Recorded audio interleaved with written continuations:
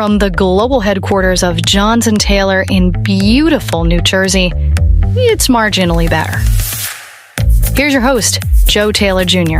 On the show this week, we live in a world where more of us than ever bring our own cups to coffee shops, and yet somehow 85% of our old phones end up in landfills.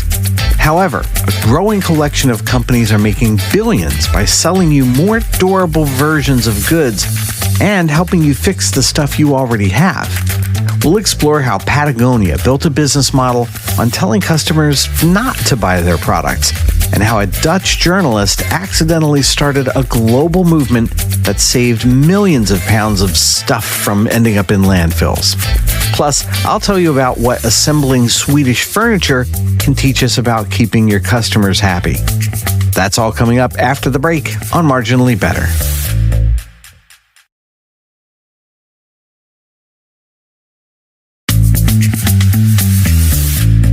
Welcome to Marginally Better, a show about business, innovation, and the American economy. I'm Joe Taylor Jr. If you're a designer or a developer listening to the show, you're probably already sitting down, likely in front of a tool like Figma, wondering if the robots are coming for your job. Well, they are, but not in the way that you think. And if you run the kind of team that relies on designers and developers, your job descriptions for those roles are probably already evolving. A user experience designer recently published a piece on Medium that's getting passed around a lot within the design community. The title says it all. AI is flipping UX upside down. How to keep your UX job and why Figma is a Titanic. The author argues that designers are clinging to tools and processes that are already obsolete. We're arranging deck chairs while the ship is sinking, they write. Figma, Sketch, Adobe XD, these are becoming as relevant as knowing how to use a typewriter. Here's what they uncovered. AI can now generate entire design systems in seconds, complete user flows in minutes.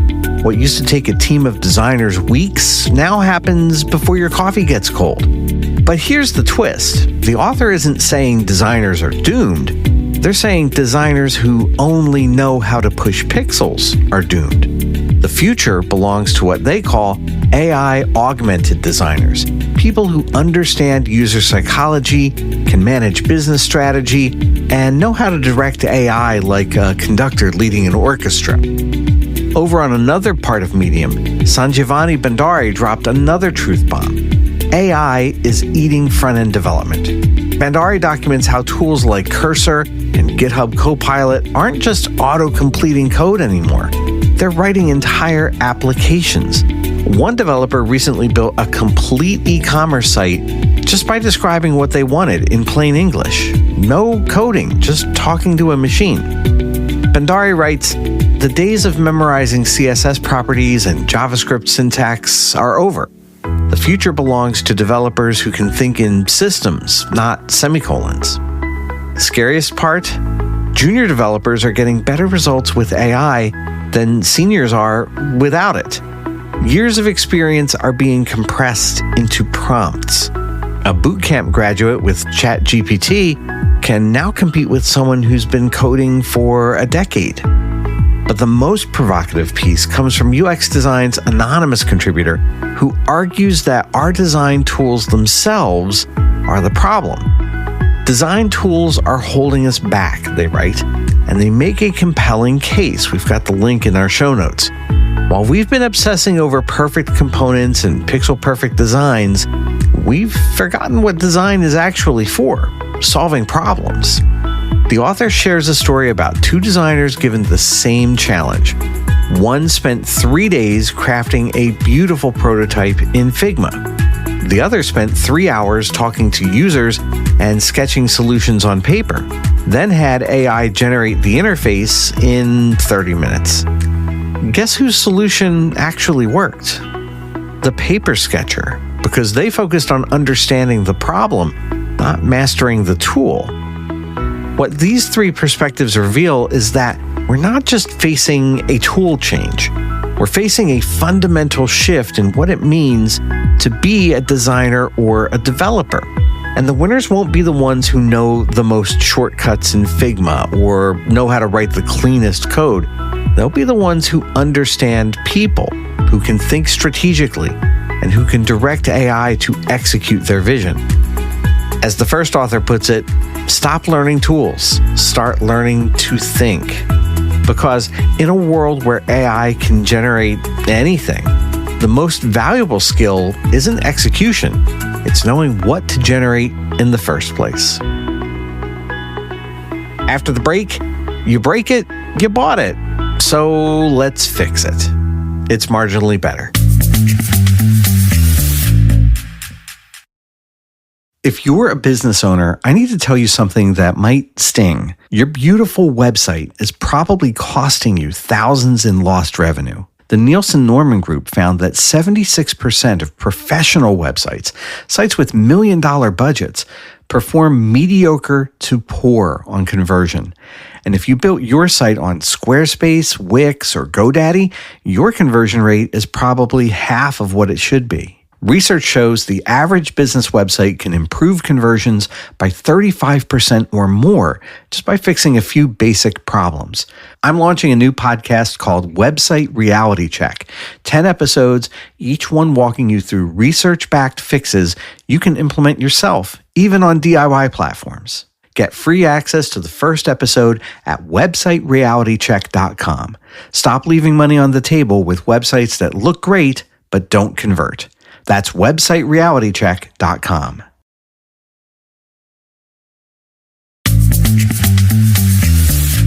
It's Marginally Better. I'm Joe Taylor Jr. Let me tell you about a company that did something no MBA program grad would ever recommend. They took out a full-page ad in the New York Times on Black Friday, the biggest shopping day of the year. And the ad said just 4 words: don't buy this jacket. That was Patagonia back in 2011. And instead of destroying their business, it made them stronger than ever. Rose Marcario led Patagonia from 2014 to 2020, and she oversaw something remarkable in the wake of that campaign. Under her leadership, the company quadrupled in size while actively telling customers to buy less. How? By turning repair into a revolution. According to reporting from Corby and the Repair Café International, Patagonia operates the largest garment repair facility in North America. They repair about 50,000 pieces per year, but that's just the beginning. Their Worn Wear program, launched as touring repair trucks in 2013 and made permanent in 2017, does something radical in retail. They buy back your used Patagonia gear, they fix it up, and they resell it. This program was spearheaded by Courtney Morgan, senior designer for Patagonia, and Lindsay Rose Medoff, who saw opportunity where others saw waste. Think about the business model here. It allows for Patagonia to clear previously unusable returned products from its inventory, avoiding the carrying cost in a way that creates value for both people and the planet. Used gear that would have been written off as a loss becomes a revenue stream. Customers who might never afford a new Patagonia jacket can buy a repaired one. And the environmental impact? Massive.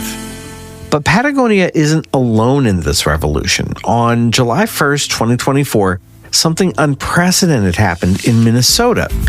Minnesota's new Digital Fair Repair Act went into effect, and it's the most comprehensive repair law in the nation. Here's what it means. Manufacturers of certain electronic products must make documentation, parts, and tools for diagnosis, maintenance, or repair available to independent repair providers and to product owners on fair and reasonable terms. Minnesota Attorney General Keith Ellison and the law's champions, Representative Peter Fisher and Senator Rob Kupek, faced down massive opposition from tech giants. But they won, and the numbers tell you why this matters. According to the Minnesota Pollution Control Agency, Minnesotans generate about 50,000 tons of mixed electronics waste every year, and less than 20% of it gets recycled. The rest, landfills, toxic waste, environmental disaster. But here's the economic argument that should make every business owner pay attention. The amount of easily repairable electronics we toss out in the United States could create and sustain an estimated 345,000 jobs for skilled repair workers. These are jobs that can't be outsourced, jobs that revitalize main streets, jobs that keep money in local communities. Now, the law is not perfect. Farmers got left out. Lawmakers removed farm equipment, video game consoles, specialized cybersecurity tools, medical devices, and vehicles from the bill before it was approved. Gary Wertish, president of the Minnesota Farmers Union, isn't giving up. He points out the absurdity. When you buy a $500,000 combine, you should be able to fix it yourself, not drive 3 hours to a dealership for a software update. But perhaps the most inspiring part of this story started with one frustrated journalist in Amsterdam. Martine Postma was sick of throwing away broken things, so on October 18th, 2009, she did something simple. She organized an event where people with repair skills could fix things for their neighbors for free. She had no idea if anyone would show up. They were overwhelmed. People streamed in with broken toasters, torn clothes, wobbly chairs, and something magical happened. People didn't just get their stuff fixed, they connected, they learned, they built community. Fast forward 15 years, and in 2023 alone, repair cafes around the world saved over 1.4 million pounds of broken appliances from going into landfills. That translates to more than 33 million pounds of carbon dioxide emissions prevented from entering the atmosphere. Today, there are nearly 3,200 repair cafes in operation across 40 countries. But the data also reveals the challenge. Spare parts not being available is the top barrier, followed by them being too expensive or not having repairable designs. While many tech companies design for obsolescence, some brands are betting on the opposite. They're making durability their differentiator. Take Vitamix. Their blenders cost $400 to $600 in a world where you can buy a blender for $20. Their differentiator? They're confident in the quality and durability of Vitamix blenders, which is why they offer some of the longest product warranties among manufacturers, up to 10 years. But even with a warranty that long, fewer than 2% of Vitamix blenders are ever returned for repair. Think about that business model. They charge 20 times more than their competitors, but their products last so long that customers pass them down to their children. One customer quoted on their website bought her Vitamix in 1960, and it still works. Now, consider Le Creuset, the French cookware company. This iconic brand offers a lifetime warranty on its colorful cast iron cookware. Their Dutch ovens cost $400, even though you can buy a similar pot at Walmart for $30. But that Le Creuset pot, it'll outlive you. It becomes an heirloom. These companies have discovered something profound. In a disposable world, permanence is priceless. Customers will pay premium prices for products that last. They'll become evangelists for brands that respect their investment. The lesson for businesses is clear. You can compete on price and race to the bottom. Or you can compete on value and build something durable. The second option is harder, but it's also how you build a business that lasts. After the break, another excuse to buy some meatballs. It's Marginally Better.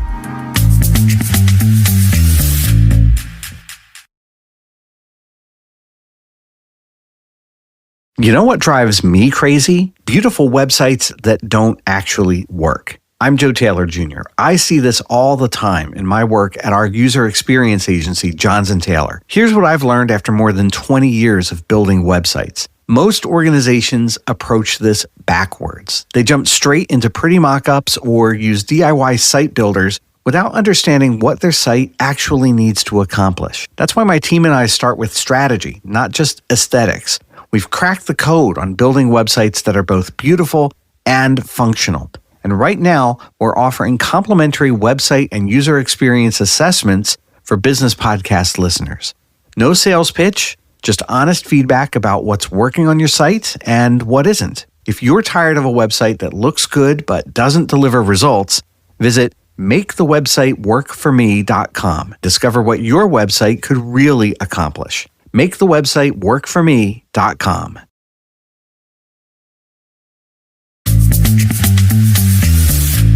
It's Marginally Better. I'm Joe Taylor Jr. You know that moment. You've just gotten home from IKEA with a box that supposedly contains a dresser. You open it up.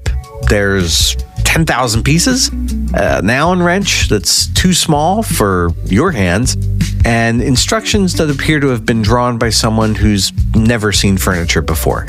And yet, somehow, IKEA has built a $50 billion empire on making you build your own furniture. There's actually a name for this phenomenon, and researchers call it the IKEA effect.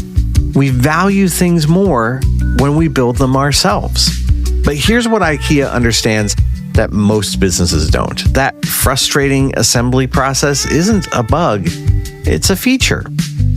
A piece on Medium by Design Bootcamp digs into UX lessons from the very intentional design of IKEA. Everything about IKEA is designed to create a specific journey.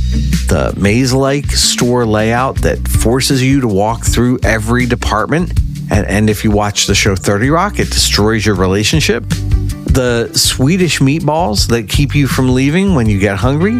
The impossibly organized warehouse where everything has a cryptic name like Farglad or Smorble. It's all intentional friction. IKEA makes you work for it, and that work creates value. Think about user onboarding the same way. Too many businesses try to make onboarding frictionless. Sign up with one click, start immediately, no setup required. But what if that's wrong? What if a little friction actually helps? The Wall Street Journal recently reported on something similar and counterintuitive here in the States. CVS wants to help you spend less time in CVS. They're redesigning their stores to get customers in and out faster. What? I mean, don't retailers want you to browse, to linger, to impulse buy on that long journey from the parking lot to the pharmacy counter? Not anymore. CVS realized that their customers hate being in their stores. The merchandise is locked up. The pharmacy's got long lines. The layouts are confusing and not always consistent from store to store. So they're redesigning everything to reduce time in store. And in some cases, they're even shrinking the footprint of the retail section of the store and turning that space over to community health services. They're betting that customers will come back more often to deal with pain that CVS didn't cause. Because sometimes the best customer experience is the shortest one. Back to that IKEA furniture. When you finally get that Billy bookcase assembled, something interesting happens. You don't see a cheap piece of particle board. You see your bookcase, the one you built, the one you conquered. This is how smart businesses think about onboarding. It's not about eliminating all of the friction. It's about creating just the right friction, the kind that makes customers feel accomplished, not frustrated. Duolingo is very good at this. They could just let you start learning immediately with no setup. But instead, they make you pick a goal and take a little placement test. Commit to a schedule. It takes 5 minutes, but those 5 minutes create a commitment. According to research from Happy or Not about customer feedback, and those are the folks that make those little keypads that you see in airport bathrooms, the red angry face if your airport bathroom wasn't clean, or the green happy face if everything's great. They say the key isn't about gathering more feedback. It's acting on the feedback you get. A complete guide on how customer feedback enhances user experience shows that customers don't want to fill out surveys. They want to see changes based on their input. IKEA does this brilliantly. Those instruction manuals that frustrated you in the past, they are constantly being revised based on customer feedback. That Allen wrench that's too small, they now sell better tools at checkout. The impossible to pronounce names, well, they've added numbers, so you can just say, I need bookcase 203. They don't eliminate the assembly. They just make it slightly less likely to end in divorce. Here's what all of this teaches us about retention. Customers don't stay because things are easy. They stay because they're invested.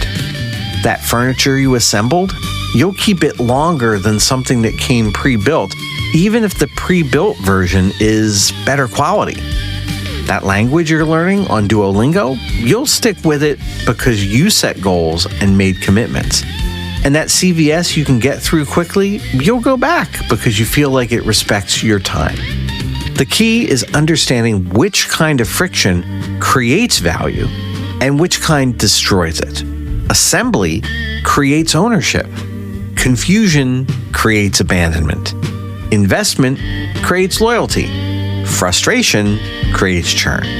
So, next time you're designing a customer experience, ask yourself, am I eliminating friction or am I eliminating investment? Because sometimes the difference between those two determines whether your customers stick around.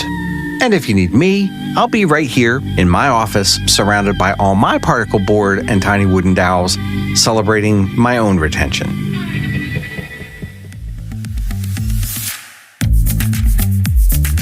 That's our show for this week.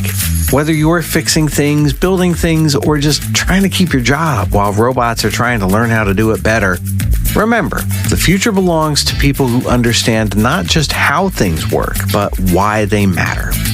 Thanks for listening to Marginally Better. If you like what you heard, please help us out. Leave a quick review on Apple Podcasts. It really will help us spread the word about the show to people just like you who care deeply about great customer experiences. If you want to get behind-the-scenes notes from me and the rest of the team, go to marginallybettershow.com or follow the link in our show notes. Marginally Better is a Califrax radio production. Our producer is Nicole Hubbard with research by Connie Evans. I'm Joe Taylor Jr. Califrax, mean little planet.